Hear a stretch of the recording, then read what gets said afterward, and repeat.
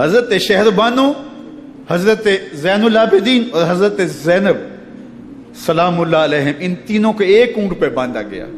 اور باقی اونٹوں پہ باقی سادات کو، حضور کی شہزادیوں کو باندھا گیا، رسیوں میں جکڑا گیا اور اونٹوں پہ باندھ کر کے کوفے کی جانب آگے آگے شہیدوں کے سر چل رہے ہیں اور پیچھے یہ قافلہ چل رہا ہے۔ اور جب یہ قافلہ وہاں سے گزرا جہاں لاشیں پڑی تھیں، امام زین العابدین 14 سال کے تھے اور بیمار تھے اور ان کا حوصلہ نہ ہوا، وہاں غشی ان کے اوپر آنے لگی اور وہ منظر ابن کثیر نے، باقی لوگوں سب نے لکھا ہے کہ پھر جب ان کی یہ حالت ہوئی تو پھر سیدہ زینب سلام اللہ علیہ، جنہوں نے ابھی تک بڑے حوصلے کے ساتھ ساری مشکلات کا مقابلہ کیا تھا، اب ان کے بندھن ٹوٹ گئے اور آنکھوں سے آنسو بہنے لگے اور سیدہ زینب تھے امام حسین رضی اللہ تعالیٰ عنہ کی لاش پہ کھڑے ہو کے، اور وہ روندی ہوئی لاش، ٹوٹی ہوئی ہڈیاں اور وہ پریشاں بدن، کٹا ہوا سر نیزے کی نوک پہ اور لاش یہ پڑی ہے، تو حضرت سیدہ زینب نے مدینے کی طرف منہ کر کے جو ہے وہ حضور سے فریاد کی، یا محمد آہو، یا محمد آہو، ھذا حسین بالآراء مزمل بالدماء، یا محمد آہو بناتوں کا سبایا۔ رسول اللہ، اے پیارے آقا، یا جدہ ہو، اے ہمارے نانا محترم، یہ دیکھیے آپ کا حسین پڑا ہوا ہے، بدن سے کپڑے اتار لیے گئے، خاک ہوائیں اڑا رہی ہیں اور اس کے اوپر چادر جو ہے وہ مٹی کی پڑ گئی ہے، حضور آپ کی اولاد کاٹ دی گئی، اور پھر کہا بناتوں کا سبایا، حضور دیکھیے آپ کی بیٹیوں کے ہاتھ باندھ دیے گئے ہیں، اونٹوں پہ کس دیا گیا ہے، سر شہیدہ آگے آگے چل رہے ہیں اور حضرت سیدنا امام حسین کا آگے آگے سر ہے۔ راستے کے اندر ایک جگہ آئی، رات گزری اور ان کو اتارا گیا، رات کا موقع تھا، ایک خاتون آئی اور اس نے کوئی کھانا پیش کیا ان کو اور کہا کہ میں کسی زمانے میں حضرت سیدہ فاطمہ تو زہرا کی نوکری کیا کرتی تھی، ان کی لونڈی تھی، ان کی کنیز تھی، اور آج مجھے پتا چلا کہ آپ لوگ گزر رہے ہیں، تو میں نے کہا کہ میں اپنی مخدومہ کے خاندان کی خدمت کروں۔ اور پھر اس نے کہا کہ اس وقت سیدہ کی گود میں ایک 6-7 ماہ کی بچی تھی جس کو زینب کہا کرتے تھے، تو سیدہ زینب نے کہا کہ اماں اگر پہچانتی ہو تو وہ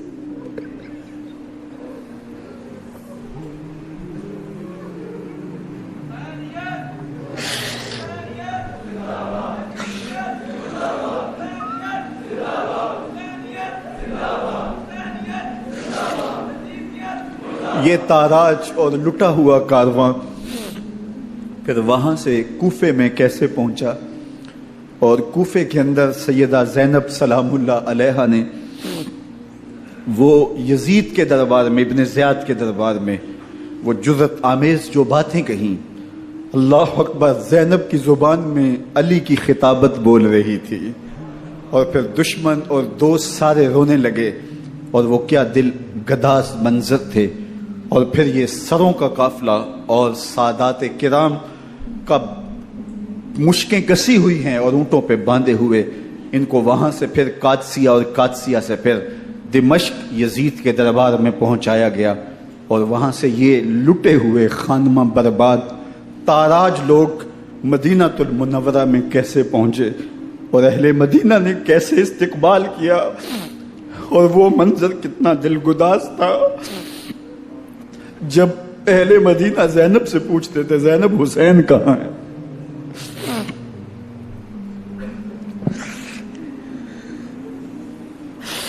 بے مروت بے وفا تیرا بھی کیا افسانہ ہے، جس نے اپنی ہی شمع کو گل کیا تو وہ پروانہ ہے۔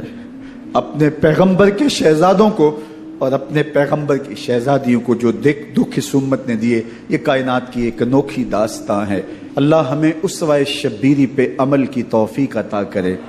اور ان کے نقوش پاک کی برکتیں دے، اہل بیت کی محبت ہماری روحوں میں جذب کر دے، اور جس عظیمت کے ساتھ، جس حوصلے کے ساتھ انہوں نے دکھوں کو جھیلا، جو دہکتی آگ کے شعلوں پہ سویا وہ حسین، جو جواں بیٹے کی میت پر نہ رویا وہ حسین، جس نے سب کچھ کھو کے کچھ نہ کھویا وہ حسین، مرتبہ اسلام کا جس نے دوبالا کر دیا، خون نے جس کے دو عالم میں اجالا کر دیا، جو کہ سوزے غم کو سانچے میں خوشی کے ڈھال کے مسکرایا موت کی آنکھوں میں آنکھیں ڈال کے۔ اے حسین ابن علی تم پر سلام، نازش آل نبی تم پر سلام۔ ذرا میرے ساتھ یہ پڑھ لیجئے، اے حسین ابن علی تم پر سلام، نازش آل نبی تم پر سلام، تم پہ لاکھوں رحمتیں لاکھوں سلام، اے شہیدان محبت کے امام، لالا گوں لالا بدن لالا کفن، اے چمن اندر چمن، زندگی ہی زندگی تیری حیات، اے حیات اندر حیات، افتخار ملت بیضا ہے تو، رب کعبہ کی قسم یکتا ہے تو، فخر کا دل میں دریچہ باز کرنا چاہیے، جن کا تو آقا ہے ان کو ناز کرنا چاہیے۔ وآخر دعوانا ان الحمدللہ رب